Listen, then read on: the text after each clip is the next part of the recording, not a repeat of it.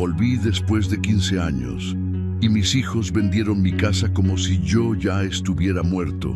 La puerta se abrió y el hombre que estaba del otro lado no era ninguno de mis hijos. Era un desconocido. Tenía unos 40 años, camisa azul, expresión confundida. Me miraba como si yo fuera el intruso, como si yo fuera el que no pertenecía ahí.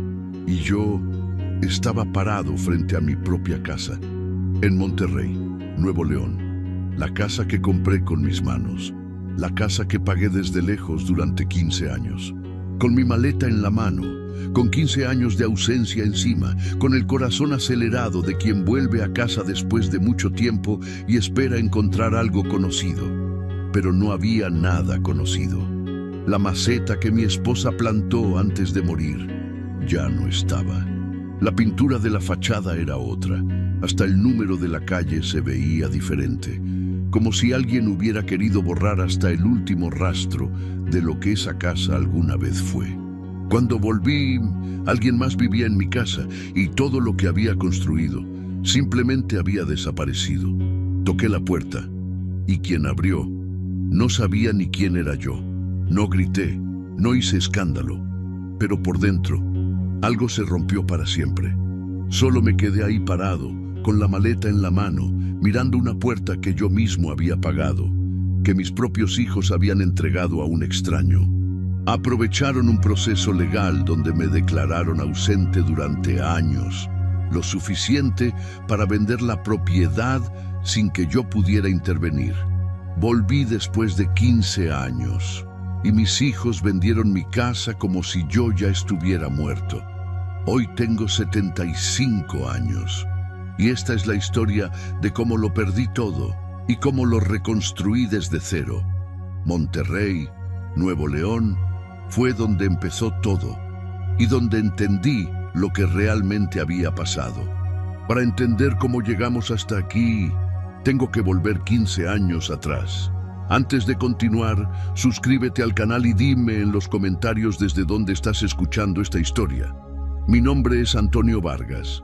Lo que voy a contarles no es fácil de decir, no porque me avergüence, sino porque todavía duele y creo que siempre va a doler, aunque hoy ya no me quiebre como antes. Esa mañana llegué a Monterrey en el primer camión de la madrugada. No había avisado, no quería avisar. 15 años afuera te enseñan que las sorpresas a veces son la única forma de ver la verdad.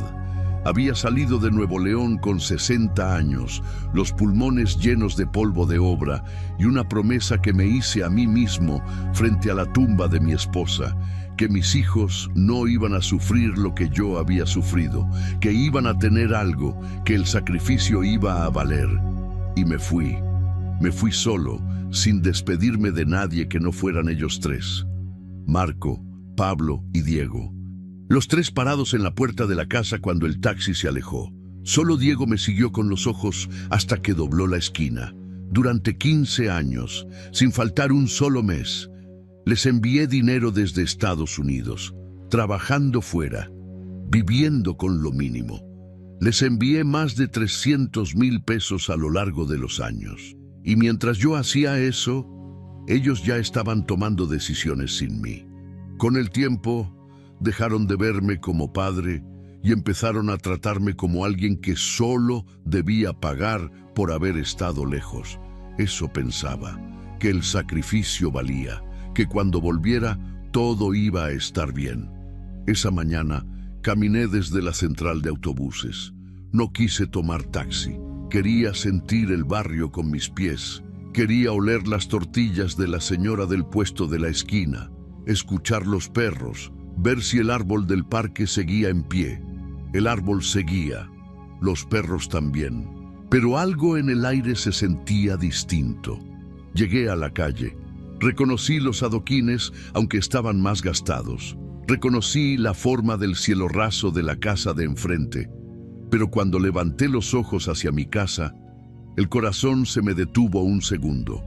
La fachada era verde, verde oscuro, casi gris. Antes era color arena, el color que mi esposa eligió y que yo pinté con mis propias manos el año que nos casamos. Las ventanas eran otras. La reja era otra. Hasta la puerta era otra. Me detuve en la banqueta. Pensé que me había equivocado de cuadra. Conté las casas desde la esquina. 1, 2, 3. La cuarta era la mía. Siempre había sido la cuarta. Me acerqué despacio. Toqué la puerta y quien abrió no sabía ni quién era yo.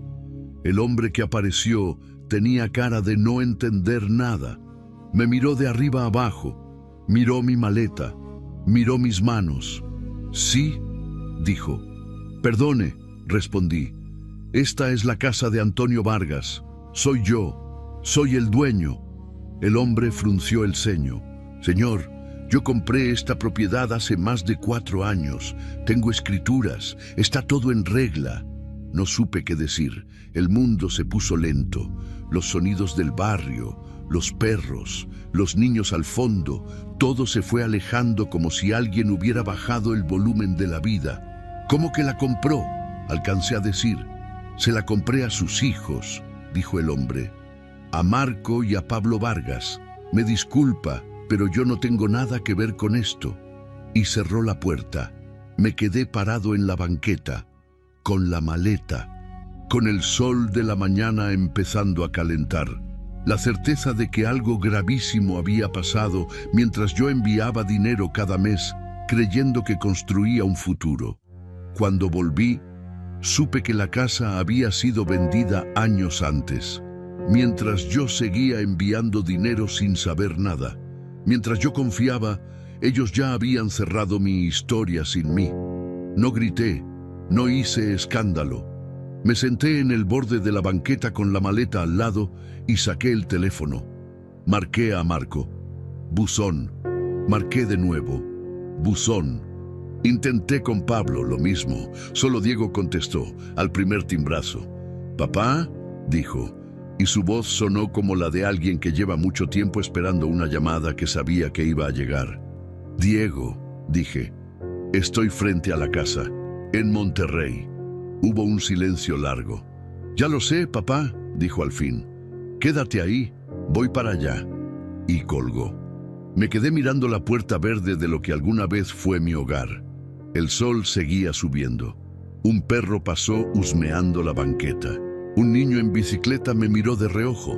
Fue en ese momento que entendí que el regreso que había imaginado durante 15 años no tenía nada que ver con la realidad que me estaba esperando.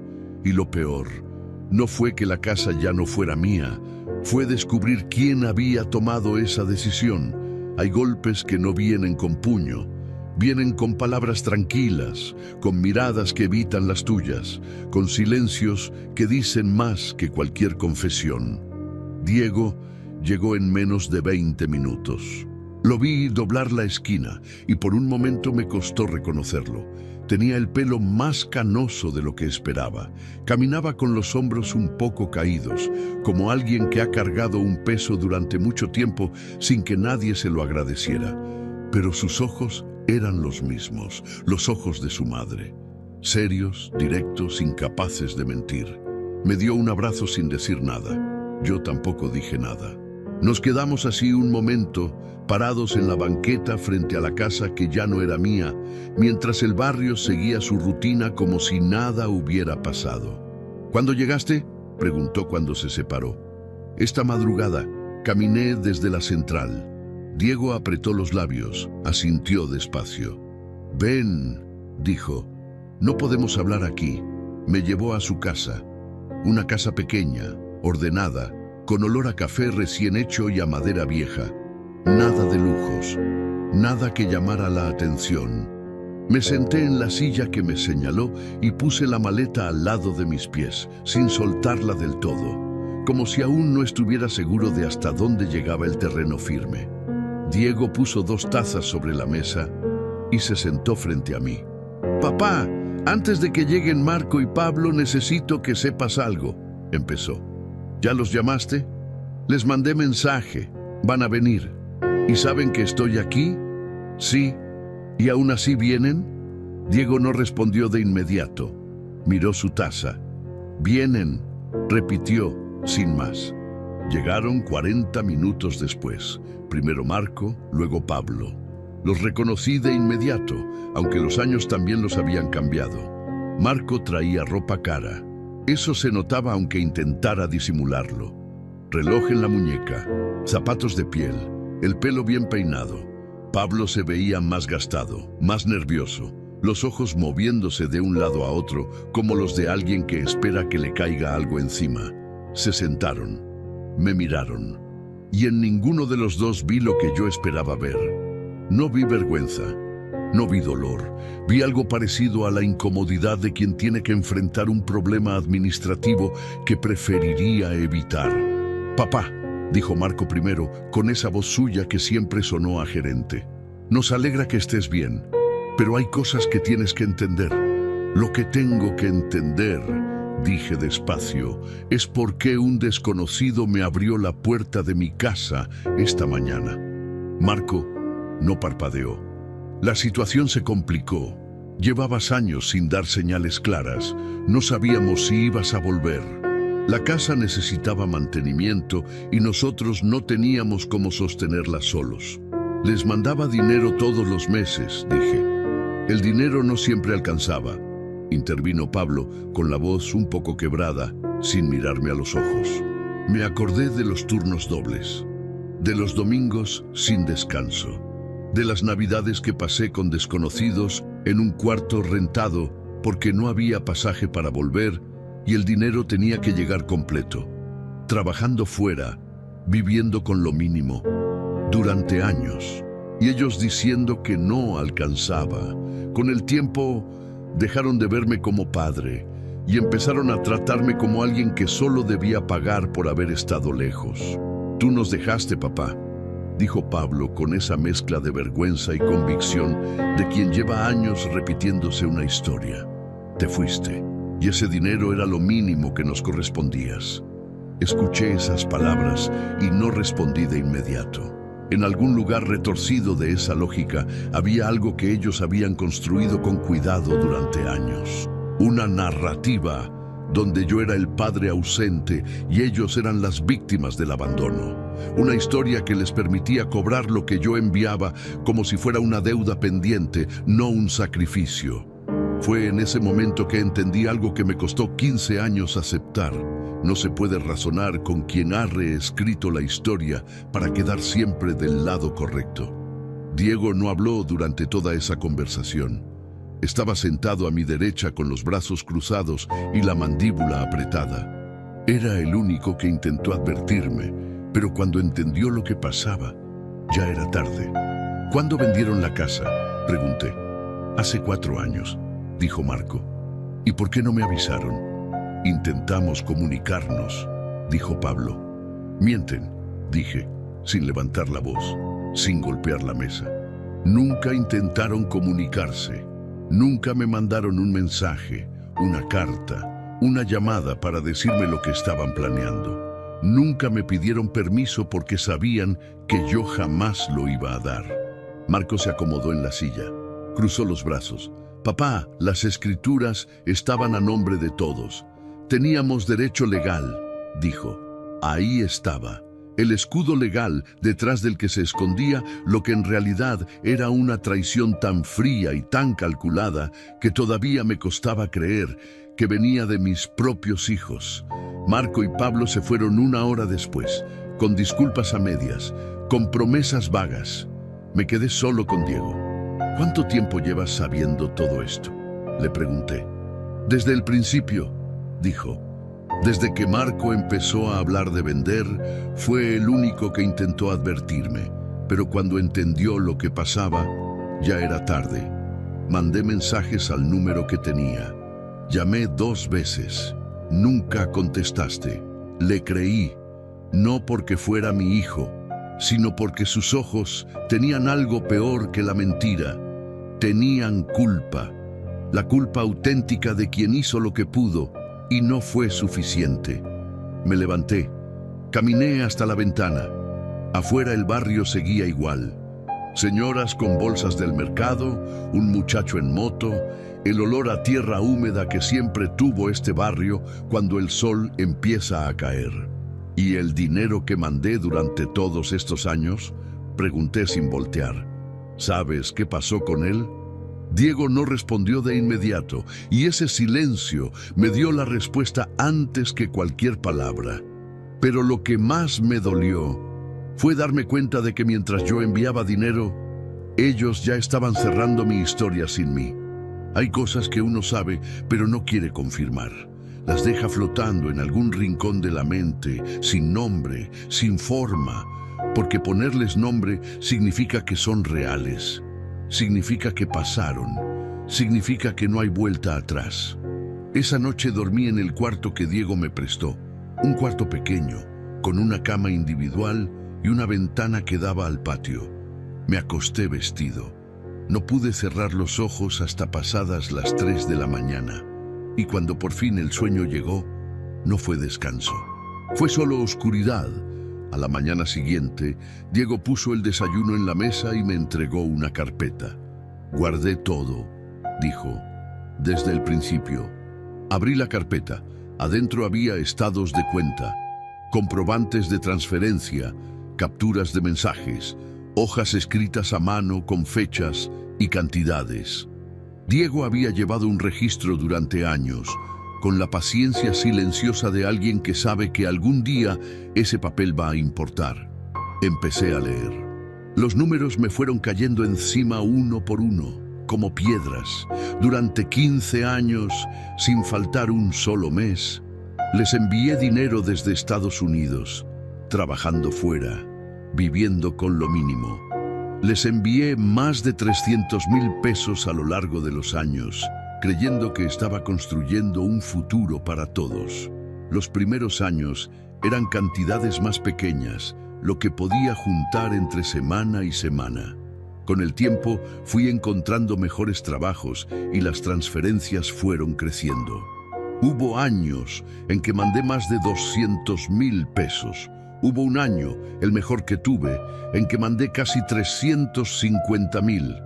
En total, sumando todo lo que Diego había podido documentar, la cifra era de 2,600,000 pesos. 2,600,000 pesos enviados desde los Estados Unidos a lo largo de 15 años.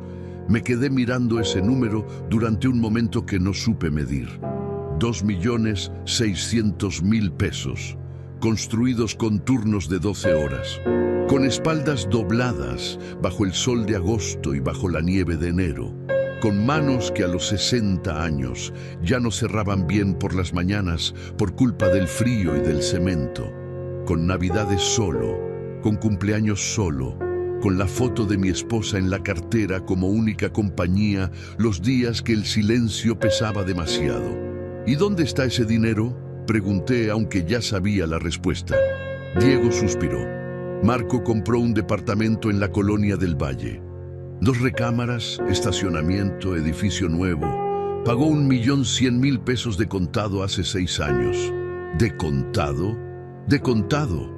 Pablo remodeló la casa donde vive. Cocina nueva, baño principal, cuarto extra para los niños. También cambió su camioneta 2 veces. La segunda la pagó casi en su totalidad, algo así como 380,000 pesos. Cerré los ojos un momento. ¿Y la venta de mi casa? ¿Cuánto sacaron? 850,000 pesos, dijo Diego sin rodeos. La vendieron por 850,000, por debajo del precio de mercado. La vendieron rápido porque necesitaban el dinero rápido. Hice los cálculos en silencio.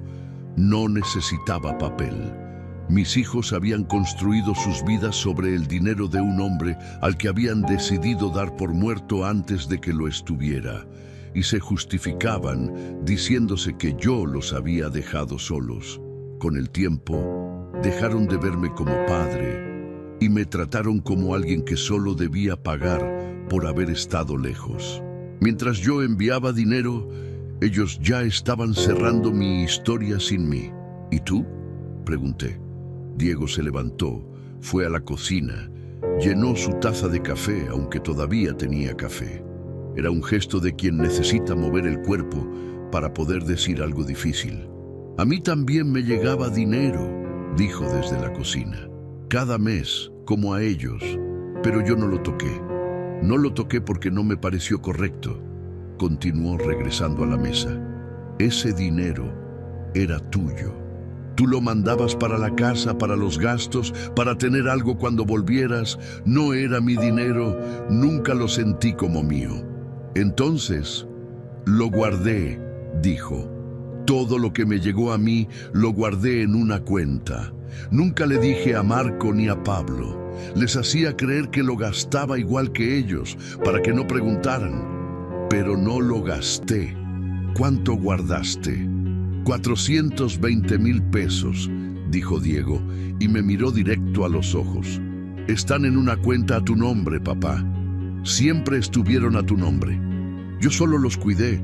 No grité, no hice escándalo, pero por dentro algo se movió de una manera que no supe nombrar en ese momento. No era alegría todavía. Era algo más parecido al alivio doloroso de quien estaba cayendo y encuentra un saliente donde agarrarse, aunque las manos ya estén lastimadas. 420,000 pesos. Una fracción de lo que debía haber, pero estaba. Era real. Y venía del único hijo que había entendido que el dinero de un padre no se toca. Esa tarde salí solo a caminar. Pasé frente a mi casa. El hombre de la camisa azul estaba regando unas plantas donde antes estaba el árbol que planté con mis hijos cuando eran chicos. Un árbol que tardó años en crecer. Ya no estaba. La señora de los tamales seguía en su puesto de siempre. Me reconoció antes de que yo pudiera decir nada. Don Antonio, dijo, y en su voz había algo entre el gusto de verme y la incomodidad de alguien que sabe cosas que no sabe cómo decir. ¿Cuándo vendieron la casa, doña? ¿Recuerda? Ella dejó la cuchara, se limpió las manos en el delantal. Fue hace como 4 años, sí, pero el proceso empezó antes. Yo vi venir a gente a medir y a revisar mucho antes de eso. Como 2 años antes, por lo menos. 2 años antes. Eso significaba que Marco y Pablo habían empezado a planear la venta cuando yo todavía mandaba dinero con normalidad. Mientras yo confiaba, ellos avanzaban sin mí. Lo que yo supe, don Antonio, es que sus hijos dijeron que usted ya había dado permiso. El estómago se me cerró. Habían usado mi nombre. Habían aprovechado un proceso legal donde me declararon ausente durante años. Lo suficiente para vender la propiedad sin que yo pudiera intervenir. Regresé a casa de Diego con un frío que no tenía nada que ver con la temperatura de la tarde. ¿Dijeron que yo había dado permiso, Diego? Sí, dijo al fin. Eso dijeron. Miré el techo. El foco del comedor parpadeó una vez como si también dudara. 2,600,000 pesos, una casa vendida a mis espaldas. Documentos donde me declaraban legalmente ausente durante años para vender la propiedad sin que yo pudiera intervenir. Un robo disfrazado de necesidad, justificado con el cuento de que yo los había abandonado. Y yo sin saberlo, mandando dinero cada mes, creyendo que construía. Pensé que ya no podían sorprenderme más. Pero entonces Diego carraspeó. Papá, hay algo más que tienes que saber. Y fue ahí cuando descubrí algo que nunca debí haber encontrado. Cuando alguien te dice, hay algo más que tienes que saber, el cuerpo lo siente antes que la mente. Se pone tenso, se prepara, como si los músculos supieran que lo que viene va a doler y quisieran ponerse en guardia aunque de nada sirva. Diego se levantó de la silla. Fue al cuarto. Regresó con un sobre café, de esos gruesos que usan los notarios, con el borde un poco doblado de tanto tiempo guardado. Lo puso sobre la mesa frente a mí, pero no lo abrió. Me miró. Esto llegó hace casi 4 años, dijo. Lo intercepté antes de que Marco lo viera, lo tomé, lo abrí despacio. Adentro había una carta, membretada, con el logotipo de una notaría de Monterrey. La fecha era de hace casi 4 años, 3 meses después de que, según el hombre de la camisa azul, la casa ya había sido vendida y entregada. La leí una vez, la leí 2 veces. Tuve que leerla 3 veces porque mi mente no quería aceptar lo que mis ojos estaban viendo. Era una notificación de irregularidades en el proceso de compraventa. Al parecer, un vecino había presentado una queja ante la notaría señalando que la venta había sido realizada sin la firma directa del propietario original. El notario había dejado asentado que la operación se hizo con un poder notarial, un poder que supuestamente yo había firmado desde los Estados Unidos. En los documentos presentados aparecía además una declaración formal, que el propietario llevaba años sin dar señales, sin residencia verificable en México, legalmente ausente. Aprovecharon ese proceso legal para vender la propiedad sin que yo pudiera intervenir. Un poder que yo nunca firmé. Una declaración que yo nunca hice. ¿Falsificaron mi firma?, dije, y mi voz sonó extraña, plana, como la voz de alguien que ya pasó el punto donde las emociones tienen nombre. Diego asintió. Eso es lo que dice la carta. El notario detectó inconsistencias, pero para ese momento la venta ya estaba consumada. El comprador era de buena fe, tenía sus papeles y legalmente la propiedad ya era suya. La queja quedó registrada, pero nunca prosperó porque nadie la siguió formalmente. ¿Por qué no me mandaste esta carta? Intenté localizarte. El número que tenía ya no servía. Le pedí a Pablo el número nuevo y me dijo que no lo tenía. Le pregunté a Marco y me cambió el tema. Guardé la carta esperando que volvieras. Dejé el sobre la mesa. Falsificación de firma, poder notarial apócrifo, declaración de ausencia legal fabricada, una venta construida sobre mentiras con nombre y apellido.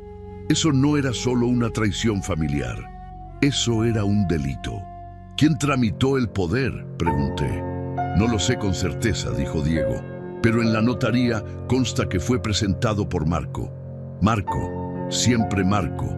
Podía pelearlo, sí, pero en ese momento entendí algo más hondo. Ya no era una cuestión de dinero. Era entender que había perdido algo que ningún juicio iba a devolverme. La casa no iba a volver. Los años no iban a volver. Y la familia que imaginé tampoco.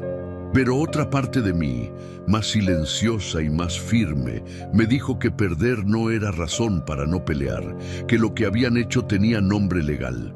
Y ese nombre merecía un proceso legal. Esa tarde fui a buscar a don Rubén, el vecino que había vivido frente a mi casa durante 30 años y que, según me contó Diego, había sido el que presentó la queja ante la notaría. Lo encontré sentado en su sillón en el portal, como siempre. 80 y tantos años, pelo completamente blanco, los ojos todavía vivos y atentos. Cuando me vio llegar, se incorporó más de lo que su espalda le permitía. Don Antonio, dijo, Dios mío, ¿cuánto tiempo? Don Rubén, respondí, necesito que me cuente lo que sabe. Me invitó a sentarme. Su señora nos trajo agua fresca sin preguntar, como hacen las personas que entienden que hay conversaciones que necesitan tiempo. Don Rubén habló durante casi 1 hora. Me contó que desde mucho antes de la venta había visto movimiento raro en mi casa, gente desconocida entrando y saliendo, un hombre con cinta métrica midiendo la fachada, una mujer con carpeta tomando fotos. Le preguntó a Marco qué estaba pasando y Marco le dijo que estaban haciendo algunos arreglos por encargo del papá. Yo le creí, dijo don Rubén con genuina vergüenza, porque ¿por qué no iba a creerle? Era su hijo. Me contó que cuando vio el letrero de venta, fue directo a preguntarle a Marco, y Marco le dijo que yo había autorizado todo desde los Estados Unidos, que estaba enfermo, que no iba a volver. ¿Dijo que estaba enfermo? Dijo que usted tenía un problema del corazón, que los médicos allá le habían dicho que no podía viajar, que había decidido quedarse a vivir allá y que había pedido que arreglaran sus cosas aquí antes de que fuera demasiado tarde. No grité, no hice escándalo, pero por dentro algo se rompió para siempre. Habían dicho que estaba enfermo, que no iba a volver. Me habían dado por muerto sin estar muerto, y para darle respaldo legal a esa mentira, me habían declarado formalmente ausente en los documentos. Aprovecharon ese proceso legal para vender la propiedad sin que yo pudiera intervenir. Por eso presenté la queja, dijo don Rubén, porque algo no me cuadraba. Usted nunca me escribió, nunca me mandó ningún recado. Y yo a usted lo conozco desde hace 30 años, don Antonio. Usted no es hombre de delegar esas cosas sin decírselo a alguien de confianza. Le agradecí. Le estreché la mano con las dos mías. Regresé a casa de Diego. Me senté. Puse las manos sobre la mesa y las miré un momento. Manos con callos. Manos que habían firmado transferencias bancarias durante 15 años sin fallar un solo mes. Diego, dije.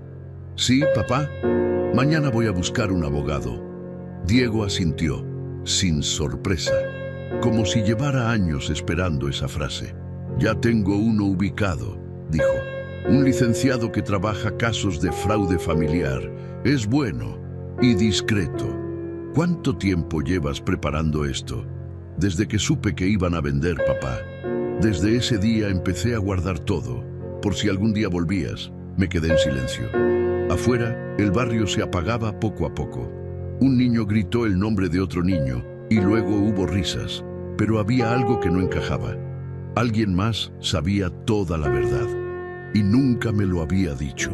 A veces la persona que más sabe es la que menos habla y uno tarda demasiado en entender que ese silencio no siempre es indiferencia. A veces es la única forma de sobrevivir dentro de una familia que se ha roto por dentro. Esa noche no dormí bien otra vez. Me quedé en la cama mirando el techo con los ojos abiertos, escuchando el silencio de la casa de Diego. Un silencio distinto al de los cuartos rentados donde había pasado 15 años. Esos silencios eran vacíos, sin historia, sin olor conocido. Este tenía peso. Tenía las paredes de una casa mexicana de barrio, con sus grietas y su pintura vieja y su olor a humedad controlada que ningún desodorante de ambiente logra borrar del todo. Pensé en lo que don Rubén me había dicho. Alguien más sabía toda la verdad. No era difícil saber a quién me refería. Había una persona en esa historia que había estado presente desde el principio, que había visto todo desde adentro. Que conocía a Marco, conocía a Pablo, conocía los movimientos, las conversaciones, las decisiones, y que sin embargo, en cada una de nuestras conversaciones desde que llegué, había respondido mis preguntas sin terminar de responderlas. Diego. No lo decía como acusación, lo decía como reconocimiento. Diego me había dado la carpeta, Diego me había mostrado la carta. Diego me había dicho lo del abogado, pero había algo en su manera de hablar, algo en los silencios pequeños entre una frase y la siguiente que me indicaba que todavía había una capa más. A la mañana siguiente, cuando Diego puso el café en la mesa, lo miré directo. ¿Qué es lo que no me has contado?, dije. Diego dejó la cafetera sobre la estufa, se quedó de espaldas un momento. Luego se dio la vuelta y se sentó frente a mí con esa postura suya de hombre que lleva un peso que ya no puede cargar solo. ¿A qué te refieres?, preguntó, aunque en sus ojos ya estaba la respuesta. Llevas 2 días dándome información por partes, dije, sin coraje, sin acusación. La carpeta, la carta, el abogado que ya tenías ubicado, todo muy preparado.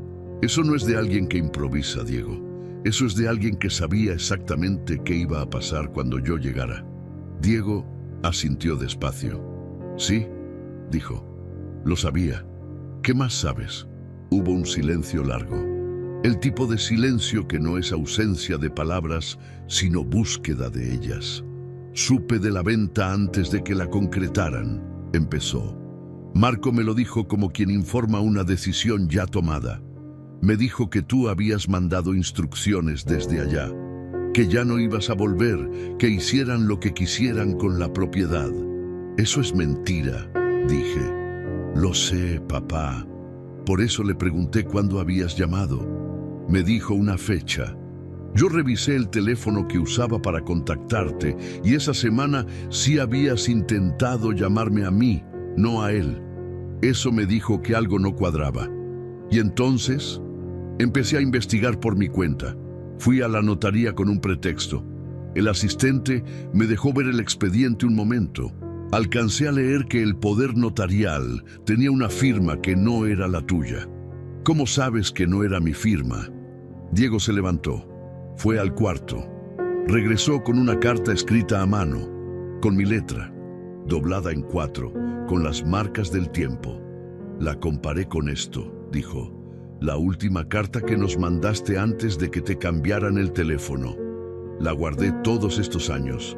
La firma del poder no se parecía en nada a la tuya. Tomé la carta. La reconocí de inmediato. La había escrito una noche de octubre en una mesa de la cocina de un cuarto rentado en Carolina del Norte, con una pluma que casi no tenía tinta y la foto de mi esposa apoyada contra el salero para no sentirme tan solo. Sentir ese papel en mis manos fue como tocar algo de mí mismo que creía perdido. ¿Por qué no fuiste a denunciarlo cuando lo descubriste?, pregunté. Diego volvió a sentarse, y ahí fue cuando su cara cambió.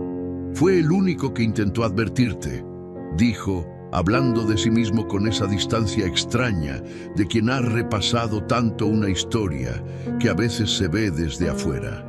Pero cuando entendió lo que realmente pasaba, ya era tarde. Sus hermanos lo hicieron a un lado, y con el tiempo también lo dejaron fuera de todo. De las decisiones, de las conversaciones, de la familia en general. Eso me golpeó de una manera que no esperaba. Diego no solo había sido el testigo silencioso de una traición, había sido el disidente, el que se opuso, y por eso lo habían aislado. Y entonces Marco se enteró de que había ido a la notaría, continuó. Ese mismo día me llamó. Me dijo que si intentaba hacer algo, si hablaba con alguien, si metía a la familia en un problema legal, iba a demostrar que yo también había recibido el dinero y que había estado de acuerdo con la venta desde el principio. El estómago se me heló. ¿Te amenazó? Me amenazó, dijo Diego, con la calma fría de quien ha tenido años para procesar esa humillación. Me dijo que si yo hablaba, los tres hundíamos juntos. Que ante los ojos de cualquier juez yo era tan culpable como ellos porque también había recibido transferencias y nunca había denunciado nada. Pero tú no tocaste ese dinero. Eso yo lo sé. Tú lo sabes. Pero Marco sabía que demostrarlo iba a ser complicado. Y yo en ese momento no tenía abogado, no tenía pruebas suficientes, solo tenía una carta vieja y una sospecha. Me recargué en la silla. Ahora el cuadro estaba completo. Diego no se había quedado en silencio por indiferencia ni por cobardía. Se había quedado en silencio porque lo habían silenciado. Porque Marco había construido una trampa lo suficientemente bien armada como para que el único hijo honrado de la familia quedara atrapado en ella sin poder moverse. ¿Y ahora?, dije. ¿Ahora que estoy aquí? Diego me miró con algo que no había visto en sus ojos desde que llegué. La determinación de quien ha esperado mucho tiempo el momento correcto y siente que por fin está llegando. Ahora estás tú, dijo. Ahora la denuncia puede venir de ti, no de mí. El poder notarial falso, la declaración de ausencia fabricada, el fraude en la compraventa. Todo eso lo puede denunciar el propietario original. Y el propietario original está sentado frente a mí tomando café. Lo miré durante un momento largo, sin casa, con el cuerpo cansado de 15 años de trabajo fuera del país, con las manos llenas de callos y el corazón lleno de algo que todavía no sabía bien cómo llamar, pero con algo que Marco no había calculado, con un hijo que había guardado cada papel, cada carta, cada comprobante durante años. Un hijo que intentó advertirme y que pagó por eso con el aislamiento dentro de su propia familia. Cuéntame todo. dije, sin pausas, sin partes, todo. Diego asintió, tomó aire, y entonces Diego me dijo algo que no esperaba escuchar. Hay palabras que uno espera escuchar toda la vida sin saber que las está esperando. Palabras que cuando llegan no suenan como alivio, sino como el eco de todo el tiempo perdido que ya no va a volver. Diego habló durante casi 2 horas, sin pausas, sin rodeos, con esa manera suya de contar las cosas que siempre tuvo, desde niño, ordenada y directa, como alguien que respeta demasiado la verdad para adornarla. Me contó que desde el primer año de mi ausencia, Marco había empezado a tomar decisiones sobre la casa sin consultarlo. Cosas pequeñas al principio, cambiar una llave, reparar una gotera, cosas que cualquiera justificaría como mantenimiento necesario, pero que en realidad eran el ensayo de un hombre que estaba aprendiendo a comportarse como dueño de algo que no era suyo. Y mientras eso pasaba, yo seguía enviando dinero sin saber nada. Me contó que Pablo seguía a Marco en todo, no porque fuera malicioso por naturaleza, sino porque Marco tenía una forma de presentar las cosas que hacía que lo incorrecto sonara razonable. Pablo necesitaba que alguien le dijera que estaba bien lo que hacía, y Marco siempre estaba dispuesto a decírselo. Juntos construyeron el relato de que yo los había dejado solos. Con el tiempo, dejaron de verme como padre y me trataron como alguien que solo debía pagar por haber estado lejos. Me contó que cuando empezaron las conversaciones sobre vender la propiedad, Diego se opuso. Una vez, directamente, Diego dijo que no, que esa casa era mía, que nadie tenía derecho a tocarla sin mi consentimiento. Marco lo miró y le dijo, tú cobras igual que nosotros. No tienes autoridad moral para oponerte. Fue el único que intentó advertirme, pero cuando entendió lo que pasaba, ya era tarde. Desde ese día lo fueron dejando fuera de todo. Diego se convirtió en el extraño, en el que no entendía, en el que se ponía difícil. ¿Y el dinero que guardaste? Pregunté. ¿Cómo lo manejaste todo este tiempo sin que Marco lo supiera? Diego se levantó. Fue al cuarto. Regresó con un cuaderno de cuentas, de pasta dura, hojas cuadriculadas, con los números escritos a mano en columnas ordenadas, fecha por fecha, como lo hacen las personas que saben que algún día van a necesitar demostrar algo. Me lo entregó sin decir nada. Lo abrí. Adentro estaba el registro completo, fecha por fecha, mes por mes. Cada transferencia que le llegaba a él anotada en la columna de la izquierda, cada peso registrado, y en la columna de la derecha, el saldo acumulado. Sin un solo retiro, sin una sola excepción, 15 años de entradas, 0 salidas, 420,000 pesos intactos. Pasé las páginas despacio. Había algo en ese cuaderno que me rompía de una manera distinta a como me había roto todo lo demás. Porque lo demás me había roto de golpe, con la dureza de las cosas que no se esperan. Pero esto me rompía de a poco, página por página, número por número, con la suavidad brutal de las cosas que sí se pueden medir. 420,000 pesos eran años de mi vida. Eran mañanas de frío y noches sin dormir y domingos trabajando cuando todos los demás descansaban. Y Diego los había cuidado como si fueran suyos, sabiendo que no lo eran. ¿Por qué?, dije, con una voz que no reconocí como mía. Ronca, pequeña. Diego me miró. ¿Por qué qué, papá? ¿Por qué lo guardaste?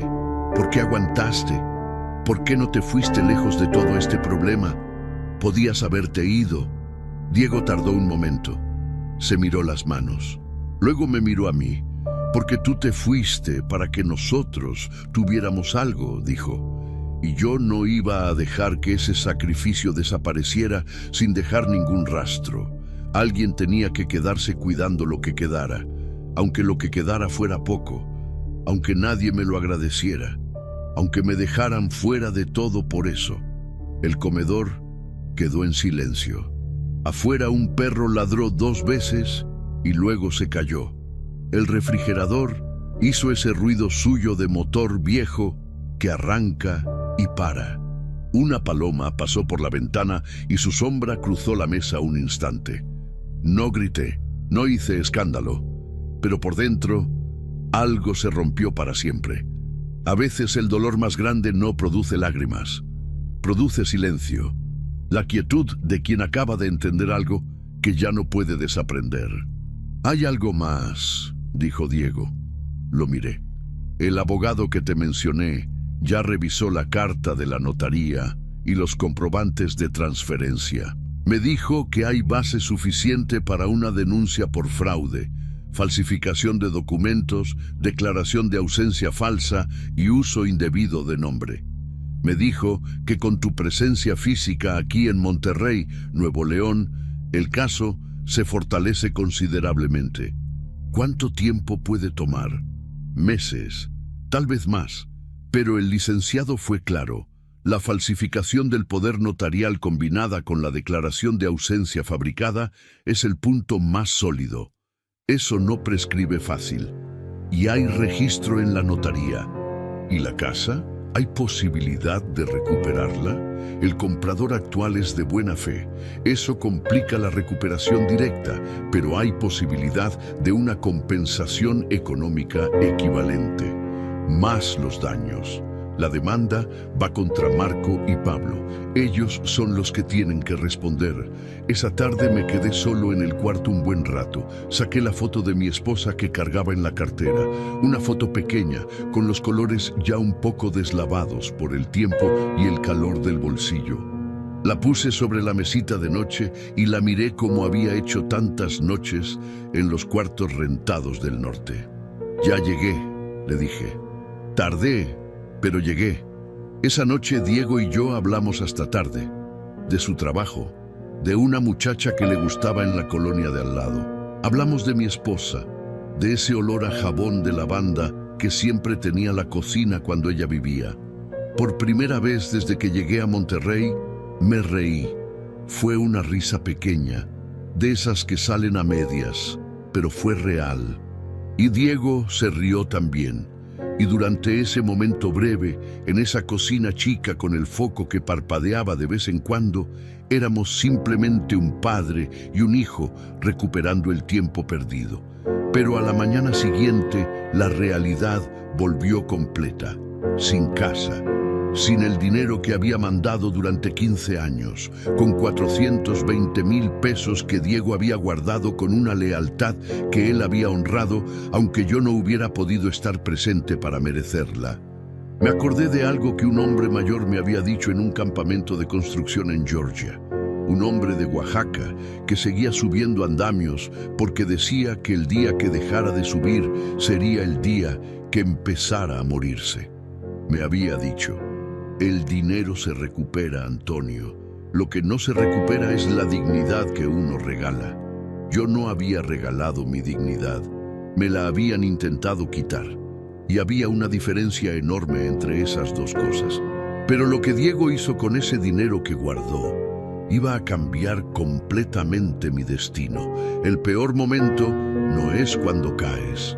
El peor momento es cuando te levantas del suelo, miras a tu alrededor y entiendes que no hay nada a que regresar, que el punto de partida ya no existe, que tendrás que construir el camino mientras caminas sobre él. La cita con el abogado fue 3 días después de mi llegada. El licenciado se llamaba Gerardo Montoya. Un hombre de unos 50 años, delgado, con lentes de armazón oscura y una manera de hablar pausada que transmitía más confianza que cualquier diploma colgado en la pared. Su oficina era modesta, en un segundo piso de la colonia Centro de Monterrey, con una ventana que daba a la calle y dejaba entrar el ruido de los camiones junto con la luz. Revisó todo lo que Diego llevó: la carpeta, el cuaderno de cuentas, la carta de la notaría, los comprobantes de transferencia, la carta manuscrita con mi firma original, Lo revisó en silencio, con la concentración de alguien que sabe exactamente qué está buscando y lo encuentra. Cuando terminó, me miró. «Señor Vargas», dijo, «tiene usted un caso. No es sencillo y no va a ser rápido, pero tiene base suficiente para proceder». Me explicó todo con paciencia. La denuncia por falsificación de documento notarial era el eje principal. El poder apócrifo, respaldado por una declaración de ausencia falsa que aprovecharon para completar la venta sin mi intervención, era un delito federal que no prescribía en el plazo corto. A eso se sumaba el uso indebido de nombre, el fraude en perjuicio de familiar y la posible complicidad de Pablo como beneficiario directo. ¿Y el dinero de las transferencias?, pregunté. «Eso es más complejo», dijo. «Lo que sí podemos sostener con fuerza es la venta fraudulenta. Eso es lo que vamos a atacar primero». Salí de esa oficina con algo que no esperaba sentir: claridad. No alivio todavía, sino la claridad específica de quien tiene un plan. Esa semana tuve que enfrentar una verdad más inmediata. No tenía dónde vivir. No podía quedarme indefinidamente en el cuarto de Diego, no porque él me lo dijera, sino porque yo no era un hombre que supiera recibir sin dar. Nunca lo había sido. Necesitaba trabajar. Diego me habló de un conocido suyo que tenía una pequeña empresa de remodelaciones.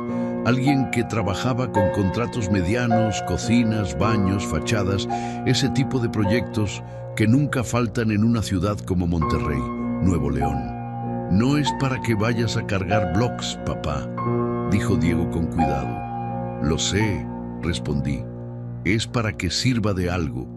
El conocido de Diego se llamaba Efraín, un hombre cuarentón, fornido, con las manos tan callosas como las mías y una desconfianza inicial completamente razonable ante un señor mayor que llegaba a pedirle trabajo.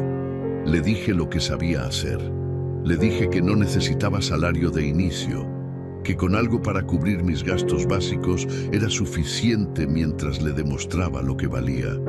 Le dije que si en un mes no le había servido de nada, me iría sin queja. Efraín me miró durante un momento largo. «Venga el lunes», dijo al fin. El primer día fue duro, no físicamente, sino en el orgullo. Llegar a una obra con hombres que podrían ser mis nietos y que al principio me miraban con esa mezcla de respeto condicionado y duda que la gente joven tiene ante los mayores que todavía pretenden ser útiles. Pero al tercer día, cuando detecté un problema en el trazo de una pared que habría generado una falla estructural en 3 meses y lo señalé antes de que echaran el concreto, Efraín me miró diferente. «¿Cómo lo vio?», me preguntó. 40 años mirando paredes», respondí. Desde ese día me trataron diferente. Las semanas fueron pasando. Me levantaba temprano. Desayunaba con Diego cuando coincidíamos. Iba a la obra. Regresaba cansado pero con la cabeza ocupada, que es la única forma decente de estar cansado. Los fines de semana revisaba el avance del proceso legal con el licenciado Montoya.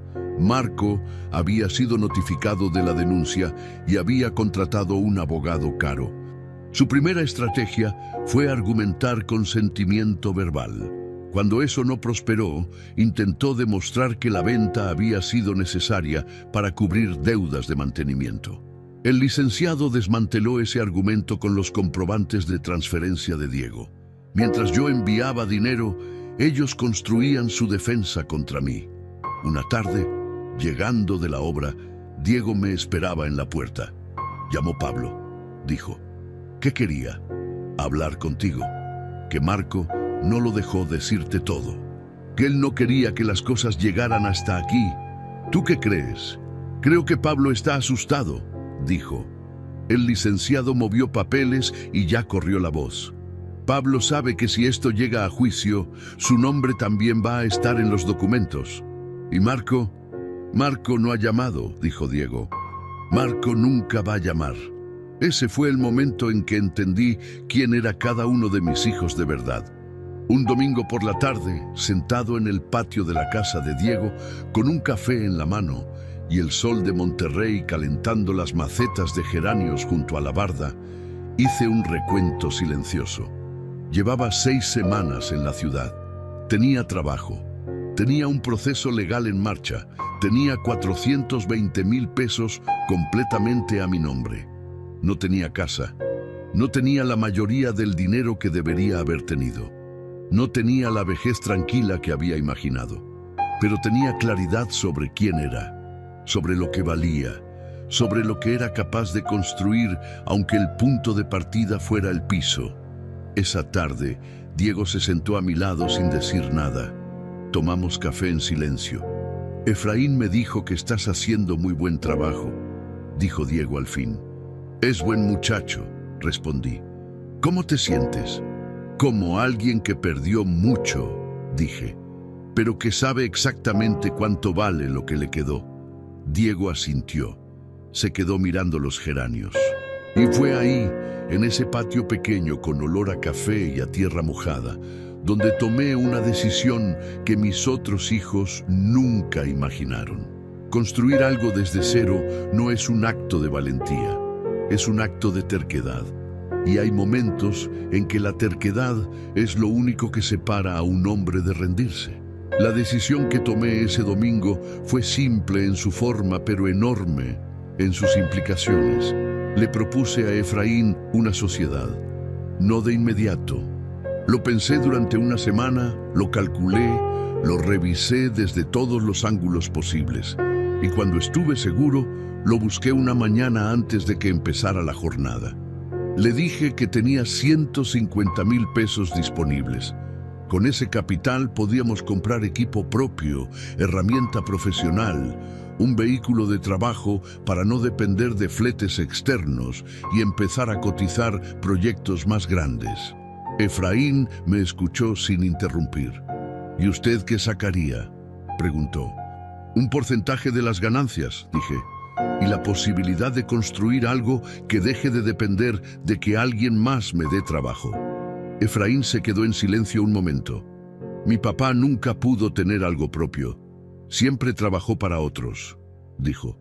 No respondí. No hacía falta. El lunes hablamos con un contador, dijo. Si los números cuadran, le doy la mano. Los números cuadraron. Le di la mano. Empezamos con trabajos pequeños. Después de varios trabajos duros, contactos y errores, empezamos a crecer poco a poco. Luego, oportunidades más grandes. Hasta que años después, logramos levantar nuestra propia empresa. No fue rápido, ni fácil. Fueron años de trabajo duro, de errores que costaron dinero, de noches calculando márgenes en una mesa de cocina, de contratos que se cayeron y de clientes que pagaron tarde. Nada llegó de golpe, nada llegó sin costo. Pero cada proyecto bien ejecutado fue un ladrillo más en algo que nadie nos podía quitar. Compramos primero la herramienta, mezcladoras, andamios propios, equipo de corte, material de seguridad. Luego vino la camioneta, una de segundo uso, revisada, confiable. Con eso dejamos de perder contratos por no poder transportar material propio. Yo me encargaba de la parte técnica y de las relaciones con los clientes. Décadas de trabajo me habían enseñado que la gente no solo paga por el resultado, sino por la confianza que siente durante el proceso. Un cliente que siente que alguien con experiencia está cuidando su inversión no busca al más barato, busca al más confiable. Los primeros contratos fueron modestos, una remodelación de baño en la colonia Country, una cocina integral en Cumbres, una fachada completa en San Nicolás. Trabajos de entre 40 y 80,000 pesos que ejecutamos con una puntualidad y calidad que empezaron a generar algo que en los negocios vale más que cualquier publicidad. Recomendaciones. El cliente de Country le habló de nosotros a su cuñado. El cuñado nos contrató para un local comercial. El dueño del local tenía un amigo construyendo una segunda planta. Así funciona la cadena cuando el trabajo está bien hecho. No hace ruido, No necesita anuncios. Simplemente va creciendo como crece una planta bien regada. El proceso legal seguía su curso en paralelo. Marco había cambiado de estrategia jurídica 2 veces y en ambas el licenciado Montoya lo desmanteló. Diego me contó que Marco había vendido su departamento de la Colonia del Valle. No pude evitar notar la ironía. El departamento comprado con mi dinero, liquidado para pagar abogados que lo defendieran de la denuncia que interpuse por haberme robado ese mismo dinero. Yo no buscaba a Marco ni a Pablo. Entendí con el tiempo y con el trabajo y con las mañanas en la obra que la energía es un recurso limitado y que gastarla en el coraje hacia quienes te dañaron es quitársela a lo que todavía puedes construir.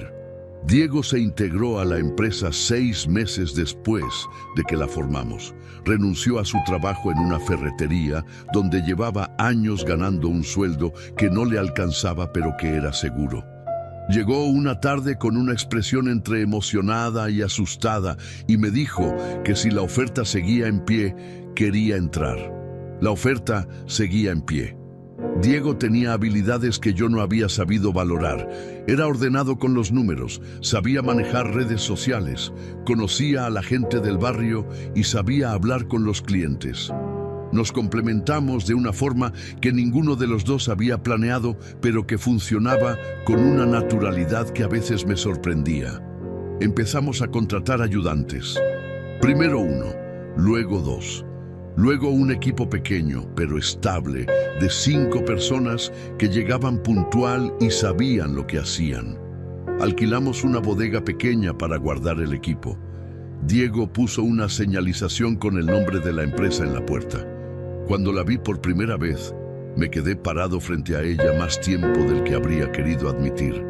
Era real, era pequeño, era modesto, pero era nuestro, completamente nuestro, sin deberle nada a nadie. Volví a México a los 65 y durante los siguientes 10 años reconstruimos todo desde cero, hasta que finalmente logramos levantar nuestra propia empresa. No de la noche a la mañana, no sin caídas, sino con la terquedad silenciosa de quien no tiene otra opción que seguir. Y cuando finalmente empezamos a levantarnos, ellos volvieron. Nada revela mejor el carácter de una persona que la manera en que regresa cuando ya no tiene nada que ofrecerte excepto su necesidad. Era un martes por la mañana. Diego y yo estábamos revisando los planos de un proyecto nuevo, una remodelación completa de una planta baja en la colonia Mitras, cuando sonó mi teléfono. Un número que reconocí de inmediato, aunque hacía más de un año que no aparecía en mi pantalla. Pablo. Lo dejé repicar 3 veces, no por drama, sino porque necesitaba ese momento para decidir desde qué lugar iba a contestar. Desde el coraje, no. Desde la frialdad calculada, tampoco. Decidí contestar desde el único lugar que me había sostenido durante todo ese tiempo, la claridad. Bueno, dije. Papá. La voz de Pablo sonó diferente, más delgada, más sin piso, como la voz de alguien que ha pasado meses durmiendo mal. ¿Cómo estás? Bien, respondí. ¿Tú? Un silencio breve. No muy bien, papá. La verdad, no muy bien. No respondí. Esperé. Porque cuando alguien llama después de mucho tiempo de silencio, diciendo que no está bien, lo que sigue siempre es la razón real de la llamada. Las cosas se complicaron, continuó Pablo. El negocio que tenía con un socio quebró. Perdí lo que había invertido y la remodelación de la casa me dejó con una deuda que todavía no termino de pagar. Estoy en una situación difícil, papá. Mi familia está en una situación difícil. Escuché todo sin interrumpir. ¿Qué necesitas, Pablo? Otro silencio. Más largo esta vez. Necesito un préstamo, dijo. 150,000 pesos para liquidar la deuda más urgente y tener algo de capital para empezar de nuevo. Te los devuelvo. Con intereses si quieres. Solo necesito que alguien me dé la mano ahorita. Diego me miraba desde el otro lado de la mesa, No había escuchado la conversación, pero sí mi cara. Y mi cara le estaba diciendo lo suficiente. ¿Has hablado con Marco?, pregunté. Un silencio que duró demasiado.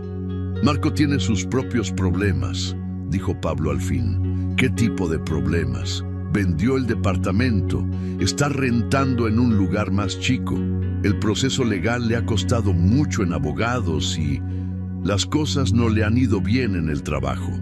Cerré los ojos un momento. Marco vendió el departamento comprado con mi dinero para pagar abogados que lo defendieran de la denuncia que interpuse por haberme robado ese mismo dinero. Había algo en esa cadena de consecuencias que era casi geométrico en su justicia. No lo disfruté, pero lo noté. Pablo, dije, necesito que me escuches con atención. Sí, papá, te escucho. Entiendo que estás en una situación difícil. Entiendo que tienes familia y que cuando uno tiene familia y las cosas se ponen mal, el miedo es real. Gracias, papá, sabía que tú... Déjame terminar, dije con calma. Lo que no puedo hacer es prestarte ese dinero, no porque no lo tenga, sino porque el dinero que tengo hoy lo construí desde cero, con trabajo diario, después de llegar a Monterrey sin casa, sin nada de lo que mandé durante 15 años y con mi firma falsificada en documentos donde me declaraban legalmente ausente para entregar mi propiedad a un extraño. Ese dinero me costó exactamente eso y no puedo prestarlo como si lo de antes no hubiera pasado. Silencio. Papá, yo sé que Marco tomó las decisiones. Continué. Sé que tú seguiste. Sé que hay diferencia entre los dos, pero Pablo, seguiste, recibiste el dinero, viviste con lo que ese dinero compró. Y cuando las cosas se pusieron difíciles, desapareciste. Llamaste cuando lo necesitaste tú. La línea estuvo en silencio tanto tiempo que pensé que había colgado. ¿Sigues ahí?, pregunté. Sigo, dijo, con una voz que ahora era apenas un hilo.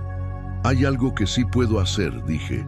Si quieres trabajar, si quieres ganarte algo de manera honesta, puedo hablar con mi socio. Tenemos proyectos. Necesitamos gente de confianza. No es glamoroso, pero es trabajo real y paga justo. ¿Estás hablando de que trabaje en la construcción?, dijo Pablo, con el orgullo lastimado de quien esperaba una respuesta diferente. Estoy hablando de trabajo honesto, dije. Lo mismo que yo hice cuando llegué sin nada. Lo mismo que Diego lleva años haciendo. Si te interesa, me dices. Si no, lo entiendo. Pero préstamo no hay. Necesito pensarlo, dijo al fin. Está bien. Tómate el tiempo que necesites. Colgué. ¿Pablo?, preguntó Diego. Pablo, confirmé. ¿Dinero? 150,000. Diego asintió despacio. No dijo nada más. No hacía falta. 3 días después llegó Marco. No llamó. Llegó directamente a la bodega una tarde, cuando ya casi terminábamos la jornada. Lo vi desde adentro antes de que entrara. Estaba diferente. No en la ropa, que seguía siendo buena, sino en la postura, en la manera en que cargaba los hombros, como si algo que antes los mantenía erguidos se hubiera aflojado. Toqué la puerta, y quien abrió no sabía ni quién era yo. Entró, me vio, se detuvo. Diego estaba a unos metros, guardando equipo. Volteó, vio a Marco y se quedó quieto. Marco miró la bodega, miró el letrero en la puerta, el equipo ordenado, la camioneta estacionada al fondo, y en su cara pasó algo que yo no esperaba ver. No era arrepentimiento exactamente. Era el reconocimiento incómodo de quien ve en la realidad de otro la consecuencia directa de sus propias acciones. «Papá», dijo. «Marco», respondí.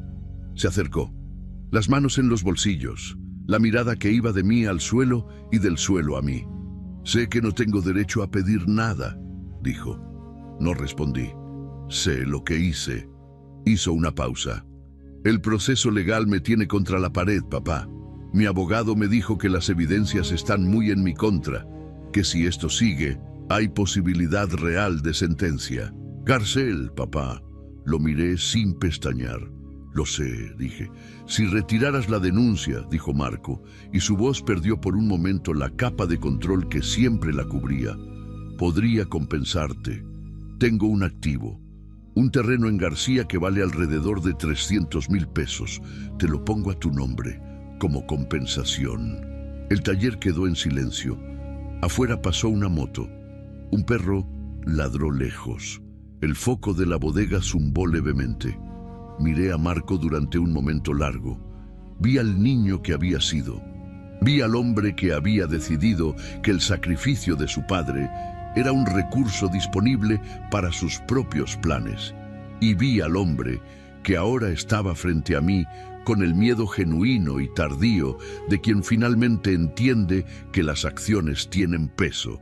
Marco, dije, ese terreno lo compraste con dinero que era mío. Ofrecerme algo mío como compensación por lo que me hiciste no es una compensación. Es una broma de mal gusto. Marco apretó los labios. La denuncia sigue, continué. No por venganza, sino porque lo que hiciste tiene nombre legal y ese nombre merece un proceso legal. Si el juez determina una sentencia, eso es entre tú y el juez.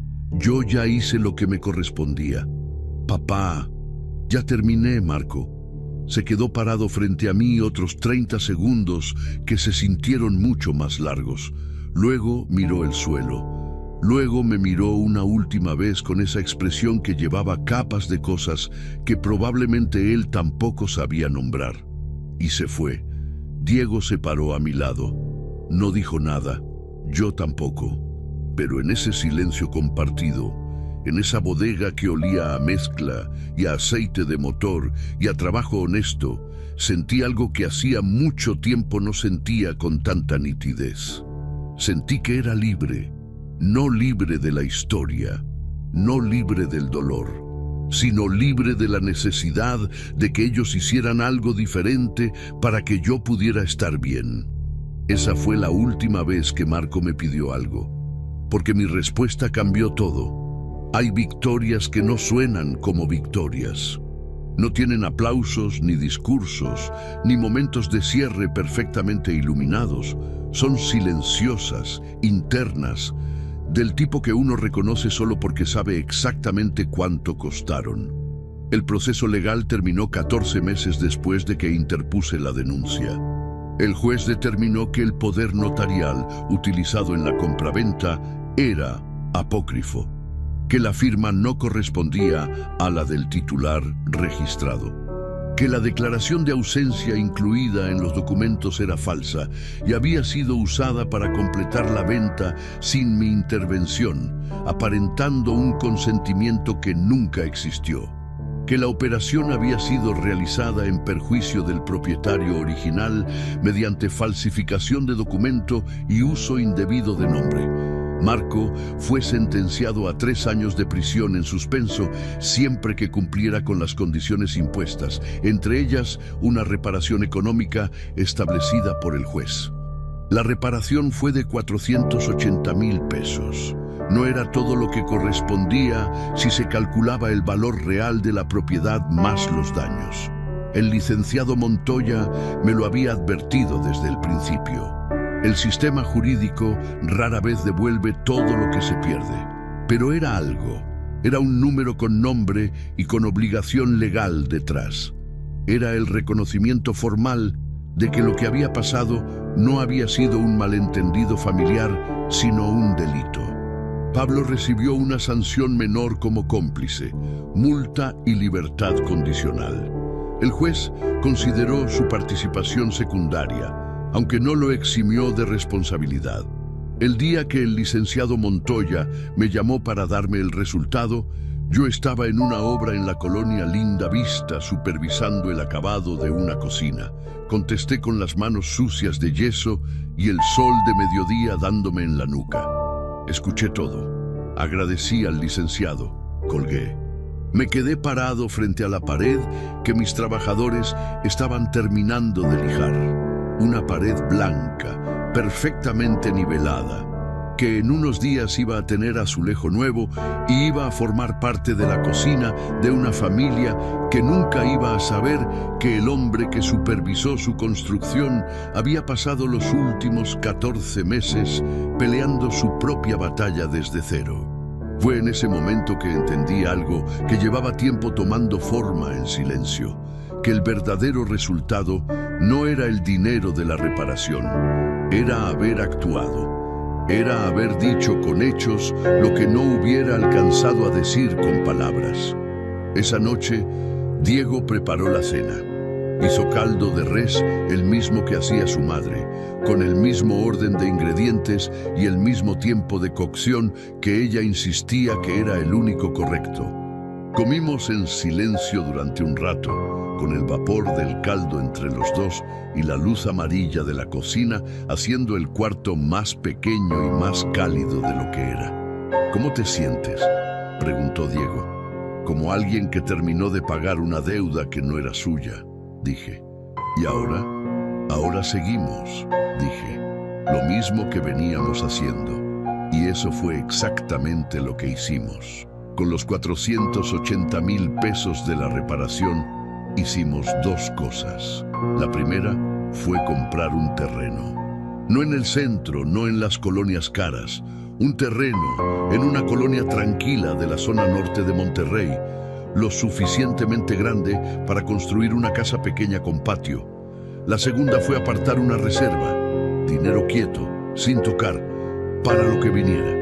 Porque uno sabe que el cuerpo tiene sus propios calendarios y que la previsión no es pesimismo sino respeto por la realidad. La construcción de la casa la hicimos Diego y yo con nuestro propio equipo, los fines de semana, sin prisa. Un proyecto paralelo a los contratos, un trabajo nuestro que no tenía cliente más que nosotros mismos. Había algo en ese proceso, en ver crecer las paredes semana a semana, que era diferente a todo lo que había construido antes. En 4 décadas de construcción, yo había levantado casas para otros. Había mezclado el cemento que sostenía los sueños de familias que nunca conocí. Había sudado bajo el sol para que otros tuvieran sombra. Esta vez era distinto. Esta vez el sudor era para mí. Y para Diego. Una tarde, cuando ya teníamos las paredes levantadas y el techo puesto y la fachada lista para pintar, me paré frente a la construcción con un bote de pintura en la mano y miré el color que habíamos elegido. Color arena. El mismo color que mi esposa había elegido décadas atrás para la casa que perdí. No lo había planeado conscientemente. Diego me lo señaló cuando lo vio. ¿Te diste cuenta?, dijo. Sí, respondí. Lo pusiste a propósito. Pensé la respuesta. No sé, dije al fin, pero me parece correcto. Diego asintió, tomó su brocha y empezamos a pintar. De Pablo supe poco en ese tiempo. Por un contacto del barrio me llegó que había aceptado un trabajo en una empresa de distribución de materiales. Nada grande, nada glamoroso, pero trabajo honesto. No sé si tomó la decisión por convicción o por necesidad. Probablemente por las dos cosas a la vez, que es como se toman la mayoría de las decisiones importantes. No lo busqué. Hay distancias que no se cierran con voluntad, sino con tiempo. Y ese tiempo, si llegaba, llegaría solo. De Marco no supe nada directamente. El licenciado Montoya me informó que había cumplido con el primer plazo de la reparación económica. Lo que siguiera después de eso ya no era asunto mío. La casa quedó terminada un sábado de octubre. No hicimos fiesta, no invitamos a nadie. Diego compró una botella de agua mineral porque ninguno de los dos tomaba y brindamos con eso. Parados en el patio nuevo, con el olor a pintura fresca y a tierra recién movida y a algo que no tenía nombre exacto pero que llenaba el pecho de una manera que yo no recordaba haber sentido en mucho tiempo. Puse la foto de mi esposa en la repisa de la sala. La misma foto pequeña, deslavada, que había cruzado la frontera conmigo y había sobrevivido 15 años de cuartos rentados y el viaje de regreso en autobús y los meses de incertidumbre y el proceso legal y la construcción semana a semana. La puse en la repisa y me quedé mirándola un momento. «Ya tenemos casa», le dije en voz baja. El patio tenía luz de tarde. Por la ventana de la sala entraba ese sol anaranjado de octubre que en Monterrey dura exactamente el tiempo justo antes de que el frío de la noche llegue a recordarte que el año se acaba. Diego estaba en la cocina haciendo ruido con las ollas. Afuera, en la calle Nueva, alguien pasó en bicicleta, un niño gritó algo y otro niño respondió desde más lejos. La vida normal, la vida de siempre, pero en un lugar que era nuestro. Me senté en el sillón que habíamos comprado en el mercado de segunda mano, el más firme que encontramos, y cerré los ojos un momento. Volví a México a los 65, y durante los siguientes 10 años reconstruimos todo desde cero. Sin la vejez tranquila que había imaginado, sin el reencuentro familiar que había soñado, sin la mayor parte del dinero que mandé con tanto sacrificio, pero con algo que nadie me había podido quitar, aunque lo intentaron, con la certeza de quién era. Con un hijo que había demostrado que la lealtad no es un valor heredado, sino una decisión que se toma sola, en silencio, sin testigos, durante años, con una empresa pequeña y sólida construida sin milagros, solo con trabajo y terquedad, con una casa de paredes color arena que olía a pintura fresca y a café y al caldo de res de los domingos. Me quitaron todo, pero no pudieron quitarme lo único que realmente importaba. Y esta vez lo construí con el hijo que nunca me traicionó. Ese día entendí algo que tardé mucho en poder decir en voz alta. No perdí una casa, perdí una familia que ya no existía. Y lo que construí después fue algo mucho más real que todo lo que me quitaron.